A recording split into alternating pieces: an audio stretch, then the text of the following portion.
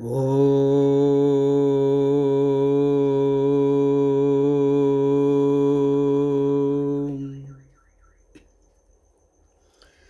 సచ్చిదానందరూపాయ విశ్వోత్పత్యాదిహేతవే తాపత్రయ వినాశాయ శ్రీకృష్ణాయ వయం నమః. శ్రీకృష్ణాయ వయం నమః. భక్తులారా, నేడు కల్కి భగవానుని ఆగమనము, మహాయోగుల అనుభవాలు, మహాయోగులు వీరబ్రహ్మేంద్ర స్వామి, వీరధర్మజులు, భారతదేశంలో ఉన్నటువంటి గొప్ప గొప్ప యోగుల యొక్క అనుభవాలు, వేదవ్యాసుడు చెప్పినటువంటి విషయాలు, ఇవన్నీ వాళ్ళ యొక్క అనుభవపూర్వకంగా ఏ విధంగా చెప్పారో మనం తెలుసుకుంటున్నాము.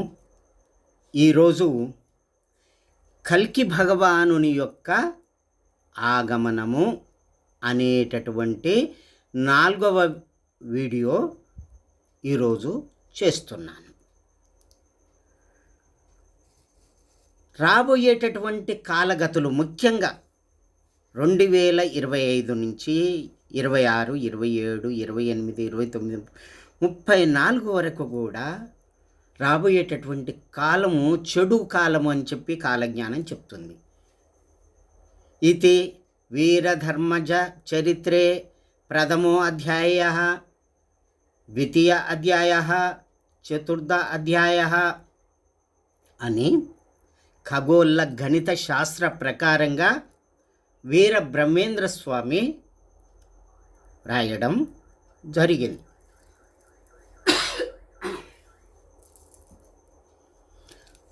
ఆ వ్రాసినటువంటి విషయాలు యథాతథంగా జరుగుతున్నవి. సత్యం సత్యం న సంశయ. విరూపాక్షుని ముందల స్వామివారు కూర్చొని కాలజ్ఞానం రాసుకుంటూ, విరూపాక్ష ఈశ్వర సన్నిధవు అస్మాపి లిఖితం, నేను స్వయంగా వ్రాశాను, ఇంకా ఎక్కడెక్కడనో కూర్చొని వ్రాశాను, అదంతా కూడా సత్యం సత్యం నా సంశయ. మీరు ఎటువంటి అనుమానం పెట్టుకోకూడదు. ఇది జరిగింది, జరుగుతుంది, జరిగి తీరుతుంది, జరగబోతుంది, ఎటువంటి సంశయం లేదు అని చెప్పి వీరబ్రహ్మేంద్రులు చెప్పడం జరిగింది. ముఖ్యంగా రాబోయేటటువంటి కాలగతులు ఎట్లుంటాయో ఉచ్చరించుకుందాం. శని మీనరాశికి ప్రవేశించేటప్పుడు, అంటే 29/3/2025 నుండి 2/6/2027 వరకు శని మీనరాశిలో సంచరిస్తుంది. అప్పుడు ఏం జరుగుతుంది? 25 మార్చి నుంచి 27 జూన్ వరకు కూడా మ్లేచ్ఛ దేశాలన్నీ కూడా నాశనం అవుతాయి అని చెప్పి కాలజ్ఞానంలో చెప్పడం జరిగింది. ఈ మ్లేచ్ఛులు ఎవరు, మరి ఏమిటి, అదంతా కూడా వివరంగా చెప్పుకుందాం.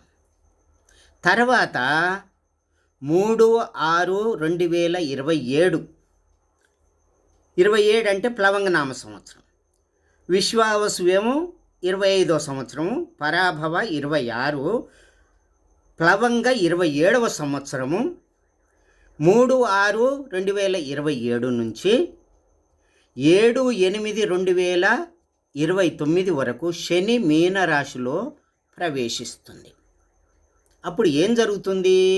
మన భారతదేశంలో సౌఖ్యంగా ఉంటుందంతా ఏది పోతుంది, చనిపోయేటటువంటి వాళ్ళు చనిపోతారు, కానీ భక్తులకు మేలు జరుగుతుంది. ఇదంతా కూడా దుష్ట సంహార కార్యము కాబట్టి భక్తులకు ఏమి కాదు, భక్తులు ఆనందంగా ఉండాలి అని చెప్పి బ్రహ్మంగారు చెప్పడం జరుగుతుంది. ఆనందం ఆనందం ఆనందం బ్రహ్మానందం ఆనందంగా ఉండాలి. ఎటువంటి ఏమి కాదు, నామజపం అస్మత్ దివ్యనామ పఠనాపరులై ఉండాలి, నా యొక్క నామాన్ని జపిస్తూ ఉండాలి అని చెప్పడం జరిగింది.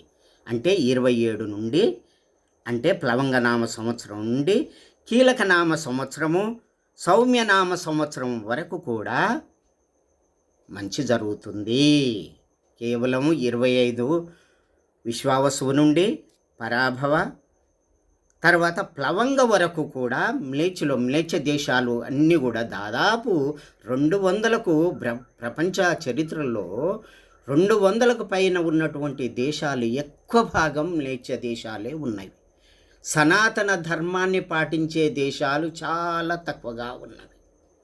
సనాతన ధర్మం పాటించేటటువంటి దేశాల్లోనే కల్కి భగవానుడు జన్మించడం జరిగింది. అదంతా వివరంగా చెప్పుకుందాం. అయితే ఇప్పుడు 27 నుండి 29 వరకు మేషరాశిలో శని ప్రవేశించినప్పుడు కొంత సౌఖ్యం జరుగుతుంది. తర్వాత 8/8/2029 అంటే సౌమ్యనామ సంవత్సరం నుండి, తర్వాత సౌమ్య, సాధారణ, విరోధీకృతు, పరిధావి వరకు ఏం జరుగుతుంది అంటే 8/8/2029 నుండి వృషభ రాశిలో శని ప్రవేశిస్తుంది. అట్లాగే 30/5/2032 వరకు ఉంటుంది వృషభ రాశిలో. ఇప్పుడు ఏం జరుగుతుంది అంటే మన దేశానికి ఈశాన్యమూలలో, అంటే చైనా భాగం నుంచి బాంబుల వర్షం బెంగాల్లో కురుస్తావి. హుగ్లీ నది పైకి వస్తుంది, ఆ కలకత్తాను ముంచివేస్తుంది, అధికమైనటువంటి జననష్టం జరుగుతుంది. అక్కడి నుండి మన భారతదేశానికి విష గాలి వస్తుంది. ఈశాన్య దేశాల నుండి విషగాలి వస్తుంది. మన భారతదేశంలో విపరీతమైనటువంటి జనాలు చస్తారు. అట్లాగే ప్రపంచ దేశాల్లో కూడా విపరీతమైనటువంటి జననష్టం జరుగుతుంది. చచ్చేవారికి ఏడ్చే వాళ్ళే దిక్కు ఉండరు. కోటాను కోట్ల ప్రజలు చస్తారు. 7 పుట్ల నల్లపూసలు భూమిపై రాలుతవి. నల్లపూసలు ఎవరు కట్టుకుంటారు అంటే ఆ మతస్థుల యొక్క భార్యల యొక్క మెడలో ఉన్నటువంటి తాడులు తెగి పడితే 7 కోట్ల నల్లపూసల మంది చచ్చిపోతారట. ఎప్పుడు అంటే 25 నుంచి 20. ఇప్పుడు యుద్ధం జరుగుతూనే ఉంది. మ్లేచ్ఛ దేశాల్లో విపరీతంగా జరుగుతూనే ఉన్నది. అదంతా కూడా 3వ ప్రపంచ యుద్ధం. 2వ ప్రపంచ యుద్ధంలోనే బ్రహ్మంగారు చెప్పడం జరిగింది. 2వ ప్రపంచ యుద్ధము 45 వరకు జరుగుతుంది. పార్థివో భూప వ్యయో భూప క్షయంగత పునః పంచవర్షేణ వీరభూప భవిష్యతి. మనకు 2వ ప్రపంచ యుద్ధం తర్వాత 47లో స్వాతంత్రం వచ్చింది. రాజరికాలు ఎప్పుడు పోయినవి? 48-49 వరకు రాజరికాలు మొత్తం తీసివేయడం జరిగింది. ఆ రాజరికాలు పోయిన తర్వాత మనకి ఏమొచ్చింది? ప్రజాస్వామ్యం వచ్చింది. అంటే రచ్చకొట్టాలందు ప్రజలు మొత్తుకుంటారు, అంటే పంచాయతీ రాజ్యం వస్తుంది అని చెప్పి బ్రహ్మంగారు క్లియర్గా వ్రాయడం జరిగింది. ఆ విషయం ఇంతకుముందు కూడా మనం చెప్పుకున్నాము. యథాతథంగా జరుగుతుంది, దాంట్లో ఎటువంటి సంశయం లేదు. తర్వాత ఏం జరుగుతుంది అంటే శని మిథున రాశికి ప్రవేశించేటప్పుడు ఏం జరుగుతుంది? 31/5/2032 నాడు మిథున రాశికి శని ప్రవేశిస్తుంది. అది 11/7/2034 వరకు ఉంటుంది. 32 నుండి 34 వరకు ఉంటుంది. 32 పరిధావి, ప్రమాదీచ, ఆనందనామ సంవత్సరం వరకు మిథున రాశిలో ఉంటుంది. ఈ ఆనందనామ సంవత్సరం అంటే పరిధావి నామ సంవత్సరంలోనే 32 భూభారం తగ్గిపోతుంది. విపరీతమైనటువంటి జనులు చేస్తారు. భూమి యొక్క భారం తగ్గిపోతుంది.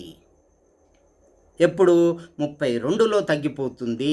దాంట్లో ఎటువంటి సంశయం లేదు.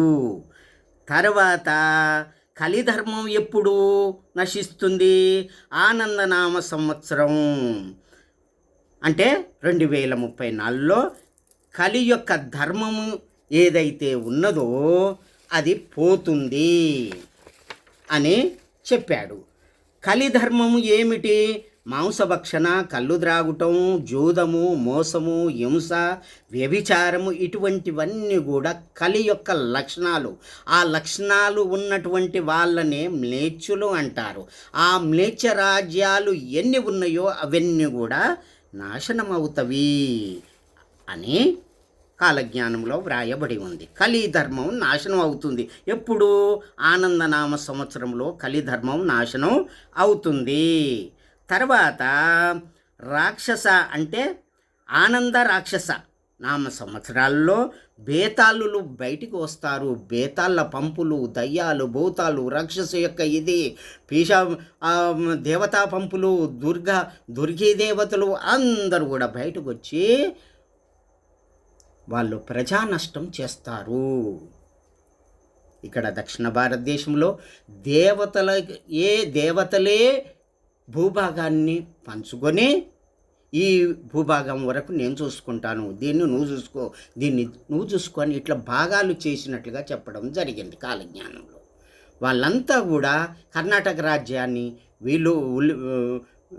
వీళ్ళ యొక్క దుర్గాదేవి వీళ్ళంతా కూడా ధర్మరక్షణ కొరకు సహాయం పడతారు అని చెప్పడం జరిగింది.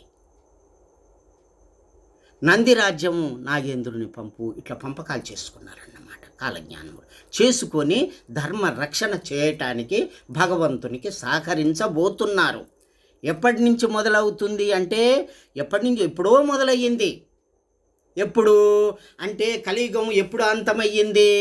1/8/2043 ఏమో చివరి తేదీ. 1/8/1943 ఏమో కృతయుగం ప్రవేశించింది. కృతయుగం 1/8/2043 ఏమో ఎండు అంటే ఇది సంధికాలం. ఎప్పటి నుంచి మొదలవుతుంది అంటే 1/8/1943 నుంచి ప్రారంభమై 2043 వరకు 100 సంవత్సరాలు సంధికాలం జరుగుతుంది. మరి ఇప్పుడు కలియుగము ఎప్పుడు అంతమయ్యింది అంటే రవి, చంద్ర, గురువు కర్కాటక రాశిలో పుష్యమి నక్షత్రములో ప్రథమ పాదములో ఎప్పుడైతే కలుస్తుందో అప్పుడు కృతయుగం ప్రారంభం అవుతుంది, కలియుగం పోతుందని ఇంతకుముందు వీడియోలో చెప్పుకోవడం జరిగింది మనం. మరి 5000 వస్తుంది కదా అంటే ఇంకా భవిష్యత్ పురాణము ఇంకా దృఢంగా చెప్తున్నది. ఈ వీడియోలో మనం చర్చ చేసుకుందాం. భవిష్యత్ పురాణము ఏం చెప్తుంది? 4,32,000 సంవత్సరాలు అయినప్పుడు ఈ 5,000 లెక్కేమిటి అనేటటువంటి సంశయం లక్షలాది మందికి వచ్చింది. అది నిజం. అయితే ఈ విధంగా రాబోయేటటువంటి కాలంలో 2025 నుండి 2034-35 వరకు నాశనకాలంగా మనకు కనిపిస్తుంది. ఇదే ప్రళయానికి, భూభారం తగ్గటానికి, మ్లేచ్ఛ దేశాలు నాశనం కావటానికి, యుద్ధాలకు ఇవన్నిటికీ కారణం ఈ యొక్క సమయాలే అన్నమాట. అయితే ముఖ్యంగా ఇంకొకటి చర్చ చేసుకుందాం. ఏమిటి? కలియుగం 4,32,000 సంవత్సరాలు కదా అంటే భవిష్యత్ పురాణంలో వేదవ్యాస భగవానుడు ఏం చెప్తున్నాడో చూడండి మీరు. అది ఎక్కడ ఉన్నది? భవిష్యత్ పురాణంలో మనకు ప్రతి సర్గ పర్వంలో 4వ అధ్యాయంలో 10వ శ్లోకం నుండి 20వ శ్లోకం వరకు కూడా కలి యొక్క ఆవిర్భాగం మనకు కనిపిస్తుంది. కలిపురుషుని యొక్క ఆవిర్భావం, పుట్టుక ఏ విధంగా జరిగింది అదంతా మీరు చక్కగా చదువుకోవచ్చు. అయితే పరీక్షిత్తు జననము నుండి, అంటే కలియుగం, శ్రీకృష్ణ భగవానుడు ఈ భూమి నుండి వెళ్ళిపోయిన తర్వాత కలి ప్రవేశించింది. అంతకుముందే కలి ద్వాపర యుగం చివరిలో అతడు పరమాత్మ యాడ చూసినా యజ్ఞాలు, యాగాలు, తపస్సులు ఇవన్నీ చేస్తున్నాయి, నాకు వచ్చేదేమో కలియుగమే, నాకు ఆశీర్వాదం ఇస్తవి, నేను కాలు పెట్టడానికే స్థలం లేదు, ఎట్లా పరమాత్మ అని ప్రార్థన చేస్తే భగవంతుడు ప్రత్యక్షమై అరేబియా సముద్రము పశ్చిమ దీవుల్లో నైలు నది ప్రక్కన ఒక దీవిలో ఈ కలి సర్ప రూపంలో ఒక ఇద్దరు దంపతులకు దర్శనమిచ్చి వాళ్ళ గర్భంలో ప్రవేశిస్తాడు. వాళ్ళకు పుట్టిన సంతానమే కలి యొక్క ఆవిర్భావమయ్యి అక్కడి నుండే ప్రపంచమంతా కూడా నిండిపోయిందన్నమాట. అయితే మన భారతదేశంలో పరీక్షిత్తు యొక్క పట్టాభిషేకం తర్వాత అతని యొక్క రాజ మకుటం అంటే కిరీటంలో కలి ప్రవేశిస్తాడు. ప్రవేశించి అతని మనస్సుని భ్రమణం కలిగిస్తాడు. ఎందుకు అంటే ఎక్కడ ఉంటా అన్నాడు? అతను అంతకుముందు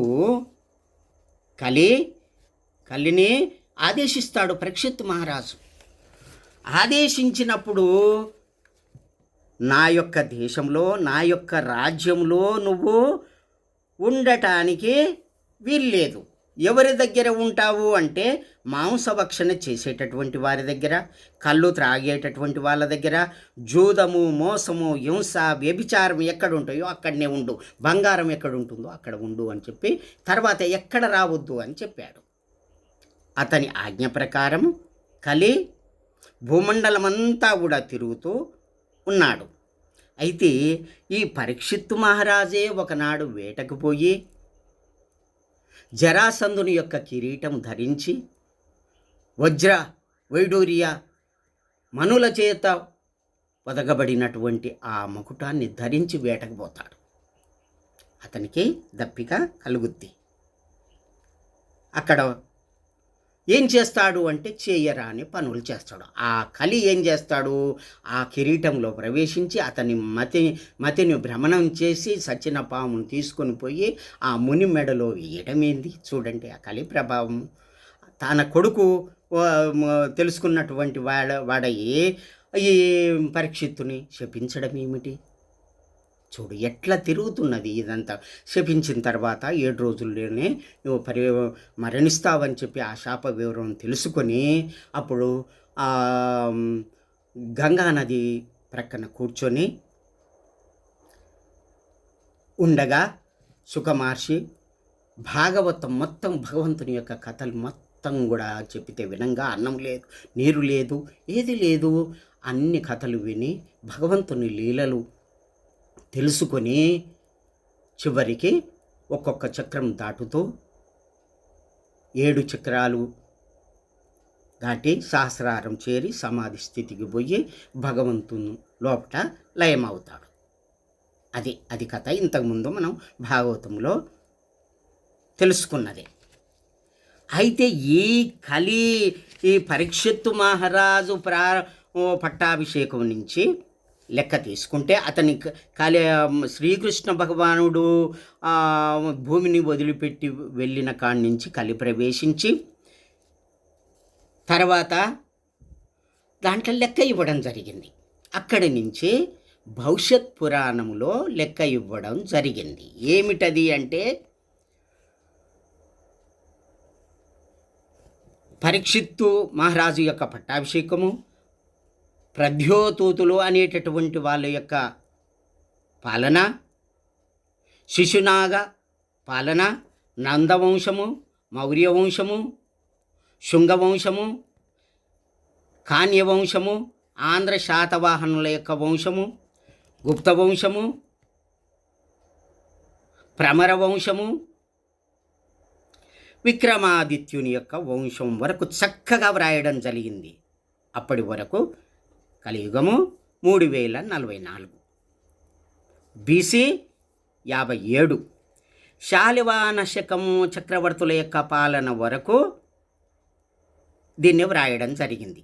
78 AD తర్వాత ముస్లిం దండయాత్రలు ఎప్పుడు 4100 సంవత్సరంలో ముస్లింల యొక్క దండయాత్రలో మన భారతదేశానికి చేయడం జరిగింది. అప్పుడు 999 AD అయ్యింది. తర్వాత 4293 మహమ్మద్ ఘోరీ చేత పృథ్వీరాజు హత్య చేయబడతాడు. ఎప్పుడైతే హత్య చేయబడతాడో హిందూ యొక్క ధర్మం కోల్పోతుంది. ఆర్యరాజుల యొక్క పాలన పోయిన తర్వాత మ్లేచ్చుల యొక్క అంటే కలి యొక్క పాలన ఉధృతంగా సాగింది. తర్వాత బాబరు గురించి, మొఘలుల దండయాత్రల గురించి భవిష్యత్ పురాణంలో వ్రాయడం జరిగింది.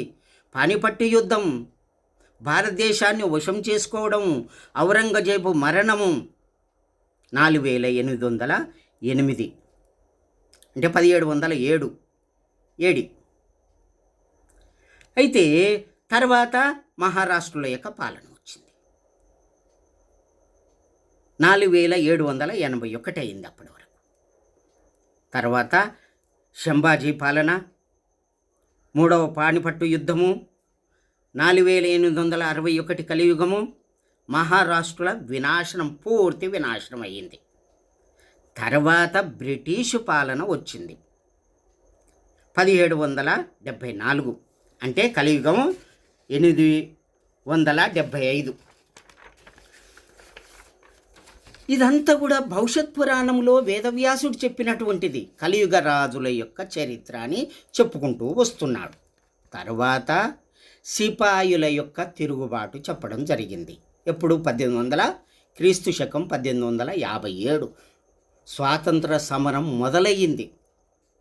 తర్వాత విక్టోరియా రాణి మరణం వరకు ఉన్నది.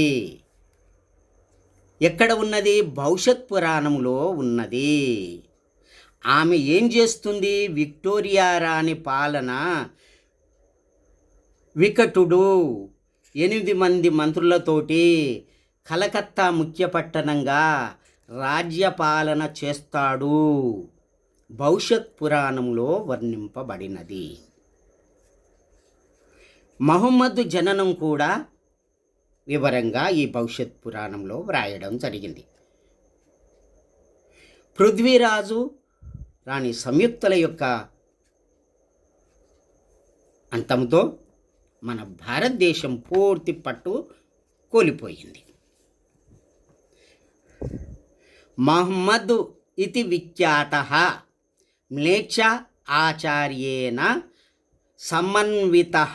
భవిష్యత్ పురాణము ప్రతిసర్గ పర్వములో ఈ విధంగా వ్రాయడం జరిగింది. మ్లేచ్ఛ ఆచార్యేన, మ్లేచ్చులంటే ఎవరు అనేది ఇక్కడ చెప్పడం జరిగింది. ఇస్లాం మతస్థులు మన భారతదేశానికి రావడం, ఇవన్నీ కూడా వర్ణింపడం జరిగింది. అంటే లెక్క ఎంతవరకు ఇచ్చిండ్రు? 1901 వరకే ఇచ్చిండ్రు. అంటే అక్కడికి 5000 సంవత్సరాలు అయినది. కలియుగం 1901 వరకు 5000 సంవత్సరాలు. రాణి విక్టోరియా మరణకాలం వరకు అంతవరకు జరిగిపోయింది. ఎప్పుడైతే సిపాయిల తిరుగుబాటు మొదలయ్యిందో మనకు స్వాతంత్రం 47లో వచ్చింది. కాలజ్ఞానంలో 45 వరకు లెక్క ఇచ్చిండు. 2వ ప్రపంచ యుద్ధం ఇప్పుడు జరుగుతుంది. పార్థివో భూప వ్యయో భూప క్షయంగత. అన్నాడు. అక్కడికి లెక్క ఇచ్చిండు. మళ్ళా తర్వాత భగవంతుని యొక్క ఆవిర్భాలు జరుగుతవి అని చెప్పాడు. పునః పంచవర్షేన వీరభూప భవిష్యతి. మళ్ళీ 5 సంవత్సరాల తర్వాత భగవంతుని యొక్క అంశాలతోటి ఈ భూమి మీదకి వస్తారు అని చెప్పడం జరిగింది అక్కడ కాలజ్ఞానంలో. ఇక్కడ మహమ్మద్ గురించి కూడా చెప్పడం జరిగింది. అంటే ఏమిటి? ఈ భవిష్యత్ పురాణంలో సంస్కృతం మాట్లాడేటటువంటి మన భారతదేశ ఆర్య భాష అయినటువంటి మన భారతదేశ సంస్కృతి మొత్తం నాశనం అవుతుంది. పానీయం వదంతి పానీ, సంస్కృతంలో పానీయం వదంతి అంటారు, దాన్ని పానీ దేవుభై అని పానీ అని పిలుస్తారు. అటువంటి వాళ్ళు వస్తారు మనం భారతదేశాన్ని. షష్ఠిర్ వదంతి 60 ఇంగ్లీష్ వాళ్ళు వస్తారు. ఆ భాష మారుతుంది. గురిండిక అని చెప్పి భవిష్యత్ పురాణంలో వ్రాయడం జరిగింది. గురిండిక అంటే ఇంగ్లీష్ భాష అని అర్థం. అట్లాగే రవివారేచ సండేతి, రవివారాన్ని సండే ఇతి, ఆదివారాన్ని సండే అని పిలుస్తారు. ఆంగ్లేయుల యొక్క పాలన జరుగుతుంది. ఈ విధంగా భాషలు మారుతవి. సంస్కృతం పోతుంది, హిందీ వస్తుంది, హిందీ ప్రజాభాష అవుతుంది, మరాఠీ భాష అవుతుంది, యవనుల యొక్క భాష అవుతుంది, ఉర్దూ వ్యవహారికం అవుతుంది. ఈ విధంగా భాషల యొక్క మార్పు వలన పూర్తి మన భారతదేశం కలుషితం అయిపోతుంది. ఇదంతా మ్లేచ్చుల యొక్క అంటే కలి యొక్క ప్రభావంతో పూర్తి యవ్వనుడై పరిపాలన చేసిండు. ఎప్పటి వరకు అంటే 1901 వరకు. తర్వాత 45 వరకు యుద్ధం జరిగింది, చనిపోయిర్రు, అన్నం లేదు, నీరు లేదు, వాళ్ళకు ఏడ్చే దిక్కు లేదు, భయంకరమైనటువంటి కరువు కాటకాలు అనుభవించారు. 45 వరకు కూడా అనుభవించారు. 34 నుంచి ఎన్నో ఉత్పాతాలు, 34లో ఎన్నో ఉత్పాతాలు జరిగినాయి. రైలు పట్టాలన్నీ వంకర పోయినవి, ఎన్నో ప్రళయాలు వచ్చినవి, భూకంపాలు వచ్చినాయి. అవన్నీ కూడా ఈ కాలంలోనే వచ్చింది. కానీ లెక్క ఎంతవరకు ఇచ్చిండు భవిష్యత్ పురాణంలో? కలియుగ రాజుల యొక్క చరిత్ర అంటే విక్టోరియా రాణి మరణం వరకే, 1901 వరకే, అంటే 5000 సంవత్సరాలే ఇచ్చిండు. అంటే కలియుగం ఎంత అని అర్థం? 5000 అని ఇక్కడ అర్థమవుతుంది. మరి దాని తర్వాత ఏం జరిగింది? ప్రజాపాలన వచ్చింది మన భారతదేశంలో. రాజుల యొక్క పాలన ఎప్పుడు పోయింది? 48, 49లో మన భారతదేశంలో రాజుల యొక్క పాలన పోయింది. ఇప్పుడు రాజరికం ఉన్నటువంటి దేశాలు ఉన్నాయి కదా ప్రపంచంలో. జైన మతస్థులు ఉన్నారు కదా, బుద్ధ మతస్థులు ఉన్నారుగా, హిందూ మతస్థులు ఉన్నారు కదా, ప్రపంచంలో ధర్మాత్ములు ఉన్నారు కదా. ధర్మాత్ములకు ఏమి కాదు. మ్లేచ్చులు ఎవరు? మ్లేచ్చులు అంటే నానాభక్షక మ్లేచ్ఛ, ఏది పడితే అది తినేవాళ్ళు, నీతి నియమం లేని వాళ్ళు, భగవంతుని యొక్క స్మరణ చేయనటువంటి వాళ్ళు, హింస ప్రవృత్తి కలిగినటువంటి వాళ్ళు, న్యాయము ధర్మం లేనటువంటి వాళ్ళు, తపస్సు లేనటువంటి వాళ్ళ యొక్క రాజ్యం అంతా కూడా, ప్రపంచం అంతా కూడా నిండిపోతుంది. ఎప్పటి వరకు అంటే 45 వరకు, 1945 వరకు లెక్క ఇవ్వడం జరిగింది అని భవిష్యత్ పురాణంలో ఇదే చెప్తుంది, కాలజ్ఞానం ఇదే చెప్తుంది, భవిష్య మాలిక కూడా ఇదే చెప్పడం జరిగింది. భవిష్య మాలికలో కూడా జగన్నాథుడే స్వయంగా తాను మానవ రూపం తీసుకొని వస్తాను అని చెప్పి సంభూత శంబల అనే గ్రామంలో జన్మిస్తాను అని అక్కడ వ్రాయడం జరిగింది. అదంతా చర్చ మనం తర్వాత నెక్స్ట్ వీడియోలో మనం కల్కి భగవానుని యొక్క ఎక్కడెక్కడ పుట్టిండు, వాళ్ళు ఎంతమంది వస్తారు, నేను కల్కినని 9 మంది వస్తారట. డూప్లికేటు కల్కిలు కూడా ఉంటారట. ఈ నిజమైనటువంటి కల్కి ఎట్లా ఉంటాడు, ఏ విధంగా ఉంటాడు, ఎంత ఎత్తు ఉంటాడు, అతని యొక్క చేతుల మీద ఏ గుర్తులు ఉంటాయి, అతన్ని చూడగానే మనకి ఏ విధంగా ఇది జరుగుతుంది, అదంతా కూడా వివరంగా ఉన్నది పురాణాల్లో, శాస్త్రాల్లో, కాలజ్ఞానంలో, అట్లాగే భవిష్య పురాణంలో అదంతా కూడా క్లియర్గా నా యొక్క 5వ వీడియోలో చెప్పడం జరుగుతుంది. అంటే ముఖ్యంగా దీనివల్ల ఏందన్నట్టు అంటే భవిష్యత్ పురాణం ఆధారం ప్రకారము కలియుగము 5000 సంవత్సరాలే అని 2వసారి మనం చెప్పుకుంటున్నాం. కలియుగ రాజుల యొక్క చరిత్ర ఆధారంగా, భవిష్యత్ పురాణము ఆధారంగా, భాగవతం ఆధారంగా చెప్పడం జరుగుతున్నది. అయితే ఈ కలి పుట్టిన తర్వాత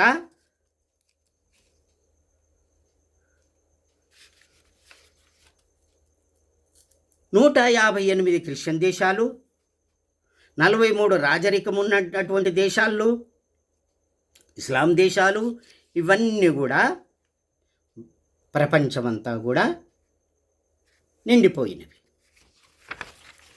ఇటువంటి రాజ్యాన్ని, ఇటువంటి ప్రపంచాన్ని, మ్లేచ్ఛ సంచారం గల దేశాన్ని, ఈ యొక్క భూమండలాన్ని నాశనం చేయటానికి కల్కి భగవానుని యొక్క ఆవిర్భావం జరుగుతుంది అని శాస్త్రాలు, పురాణాలు చెప్తున్నాయి. అయితే కలియుగం అంతంలో కూడా వచ్చేది అంటే 3,60,000 సంవత్సరాలకు కదా వచ్చేది. అంటే ఇప్పుడే భవిష్యత్ పురాణం ఇప్పుడే చూపెడుతుంది, కాలజ్ఞానం ఇప్పుడే చూపెడుతున్నది, అట్లాగే భవిష్యమాలిక ఇప్పుడే చూపెడుతున్నది.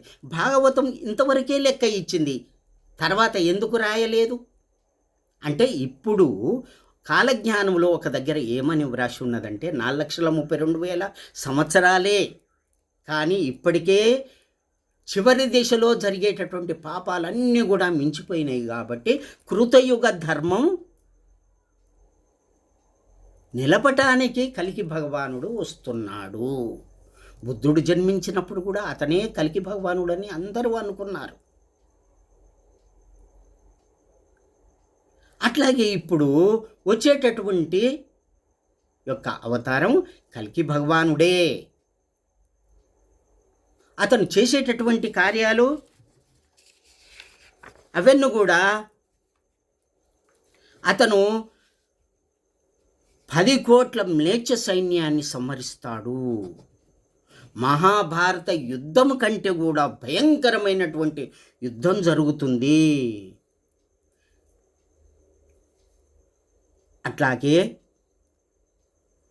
పరశురాముని దగ్గర తీసుకున్నటువంటి దీవెనలు, దివ్యాస్త్రాలు, గుర్రాన్ని ఎక్కి మార్కండేయ, వ్యాస, అగస్త్య, మైత్రేయ మొదలగు మహారుషులందరూ కూడా వెంటరాగా రాజసూయ యాగం, మహాయజ్ఞాన్ని గొప్పగా చేస్తాడు. ఈ మొత్తం యొక్క నేచనాశనం అయిన తర్వాత యజ్ఞం చేస్తాడు, ఋషుల చేత చేయిస్తాడు, కలిని ప్రక్షాళనం చేస్తాడు. ఎప్పుడు కలియుగము ఎప్పుడు పోతుంది అని చెప్పాము? 2034లో పూర్తి కలియుగం ధర్మం పోతుంది. పోయిన తర్వాత కల్కి భగవానుడే స్వయంగా రాజసూయ మహాయజ్ఞాన్ని జరిపిస్తాడు. జరిపించి గ్రహస్థితులు మారుస్తాడు, సూర్యగతి, చంద్రగతి ఇవన్నీ కూడా మారుస్తాడు. 8 బాహులతోటి దర్శనమిస్తాడు, 8 చేతులు, 1 కాదు 2 కాదు 8 భుజాలతోటి దర్శనమిచ్చినటువంటి ఆ పరమాత్ముడు ఆకాశం, భూమి అదంతా కూడా నిండినవాడై చెప్పలేదంటనకపోయేరు నరులార గురుని చెరి మ్రొక్కితే బ్రతక నేర్చేరు. బ్రహ్మంగారు అంటారు, నాయన అటువంటి కాలం రాబోతుంది, గురుని చేరి మురక్కితే వాళ్ళే బ్రతుకుతారు. అర్ధరాత్రి గుప్పు గుప్పని ఏర్పడును, గుర్రపడుగులు ఏర్పడతాయి, ఆకాశం ఎర్రనవుతుంది, 6 మతాలు ఒక్కటవుతాయి, అంతా కూడా మతాలన్నీ పోతాయి, ఒక్కటే దైవ మతం అవుతుంది. అదే సనాతన ధర్మం వస్తుంది. ఎప్పుడైతే ఈ సంహారం జరుగుతుందో అప్పుడు ఆ మతం వస్తుంది. ఆ మతాన్ని స్థాపిస్తాడు, రాజసూయ మహాయజ్ఞం చేస్తాడు. ఎప్పుడు 34 తర్వాత బేతాళ పంపులో అంతా కూడా వెళ్ళిపోయిన తర్వాత యమధర్మరాజే స్వయంగా జన్మకు వచ్చినట్టుగా కాలజ్ఞానంలో వ్రాయబడి ఉన్నది. ధర్మదేవత వచ్చాడు ఈ భూమి మీదకి, ఆయన యొక్క జన్మ కూడా కాలజ్ఞానంలో వ్రాయబడి ఉన్నది. ఇదంతా కూడా సత్యం అన్నమాట. ఇది జరగబోయేదంతా కూడా నిత్యమే. దీంట్లో ఎటువంటి 4,32,000 సంవత్సరాలే కానీ అప్పుడు వస్తాడు ఇప్పుడు ఏం లేదు అంటే కాదది. కలికి భగవాను యొక్క రాకట కలియుగములో ప్రథపాదంలోనే భయంకరమైనటువంటి స్థితి జరుగుతున్నది కాబట్టి తాను రాక తప్పడం లేదు. భగవంతుని రాకడ నిజమైంది, ఖాయమైంది, జన్మించడం కూడా జరిగింది. ఆ చర్చ అంతా కూడా నా యొక్క 5వ వీడియోలో వివరంగా చర్చ చేసుకుందాం. జై శ్రీ మాధవ్, జై శ్రీ మాధవ్, జై శ్రీ మాధవ్. రాధే రాధే, రాధే రాధే, రాధే రాధే.